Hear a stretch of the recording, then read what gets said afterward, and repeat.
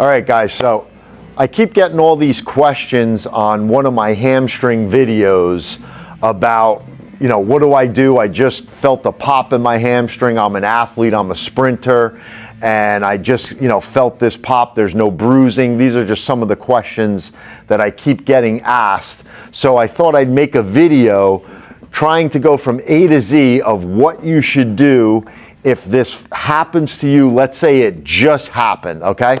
So you want to get off the leg, no matter if it's grade 1 through, grade 3, 4, and you want to follow the Price method, which is protection, rest, ice, compression, and elevation, depending on how bad it is.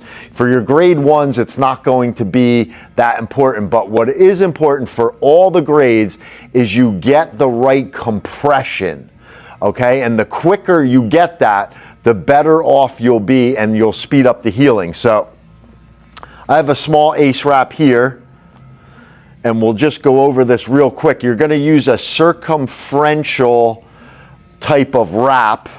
All right, so you could either start down at the knee or start up low by the thigh.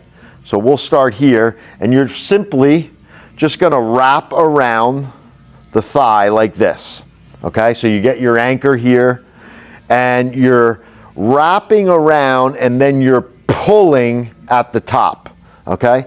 Then you slowly wrap around. You don't wanna keep pulling around. You're gonna make it too tight. So you wanna wrap around the top, nice and gentle, put some tension on it, but not too much. But then as you come around here, you're gonna wanna pull. All right, so you pull there. And then you slowly wrap around, and then you pull on the turns. So then you wrap there, and you can overlap by half. All right, so you see that? You're coming here. It's a 4-inch. So we're coming over 2 inches. Then we're pulling down and coming over nice and easy. Then pulling up, coming over nice and easy. Pulling down, coming over nice and easy. And you go all the way up to the groin. Okay, so now we got that in place. You're gonna wanna keep that on. You take it off at night when you're going to bed, and obviously for showers. But you get that on in the morning, and you keep it on all day. You can take it on and off and give yourself a little bit of a break. So we'll say that you've mastered that, right? So that's the compression part. If you're noticing swelling over the next couple days, you want to elevate that leg, especially at night. All right, you want to get up in like this position, get the foot up with the heart, and start doing ankle pumps. Okay, that'll keep the fluid moving more to the heart and kind of limit or control any swelling. The protection part, if you're in your grade 2s and 3s and you're limping, you definitely got to get on crutches, and you got to get on crutches soon. You want to get the weight off of the leg, and a lot of ice. So you get it compressed, and now you're icing. All right, so this is days 1, 2, 3, and depending on how bad it is, 4, 5, up to 2 weeks of this, okay? Now, let's say you're through 2 weeks, right? You're not limping anymore. The bruising is starting to come down. If you are privy to, and you're an athlete, you want to get a skilled massage therapist or, someone like myself who is proficient in myofascial release to get a nice myofascial and retrograde massage on the hamstring. You can also perform things like strumming, which is coming across the muscle. So if the hamstring is oriented like this, you're coming across the muscle, and that will start to limit or not allow scar tissue to start infiltrating the muscle.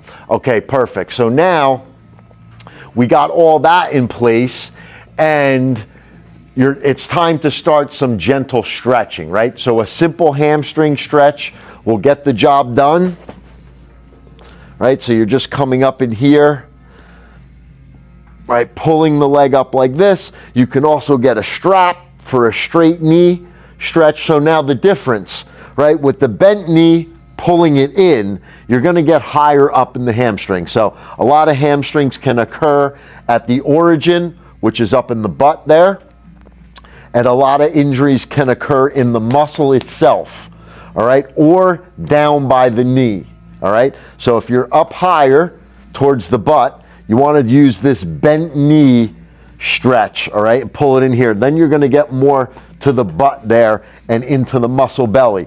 Closer down by the knee, more of a tendon issue. You want to keep that knee straight, okay? And then you're going to do, 5 to 10 repetitions, holding between 15 and 30 seconds, all right? Let's say now you've done all that. It's 2-3 weeks. You're on the lower sides of the grades 1 and 2. You can start an eccentric loading program, very gentle. All right, so eccentric loading is allowing the muscle to start performing properly. This step gets missed a lot, and that's why re-injury occurs a lot, especially with a hamstring injury. One very simple that you can do at home, no machines, no nothing, eccentric loading program is you get on your belly and you do what's called a hamstring catch, okay?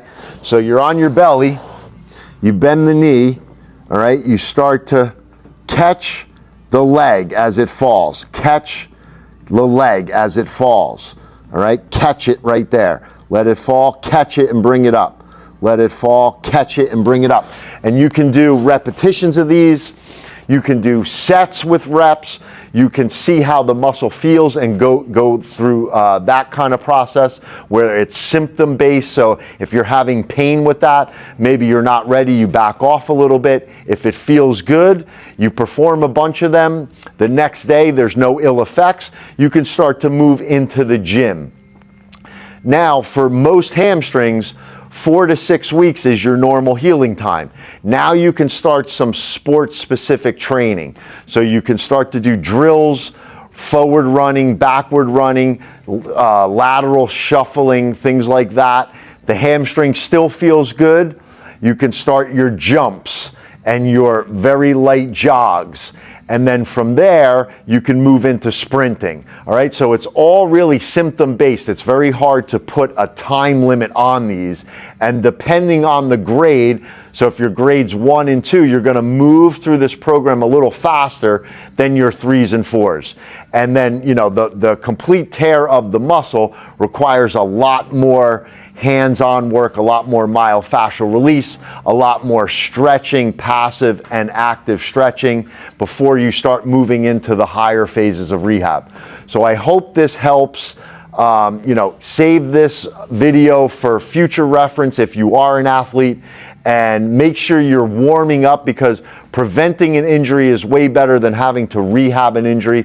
So make sure you're actively and passively stretching. Specifically, if you're a sprinter or a track star or a soccer player, football player, you got to take care of baseball too. You got to take care of the hamstrings. So make sure you're doing the active and passive warm-ups and prevent the injury before it starts. All right, guys, so make sure you're following us too at The Art of Recovery, and we will keep you healthy.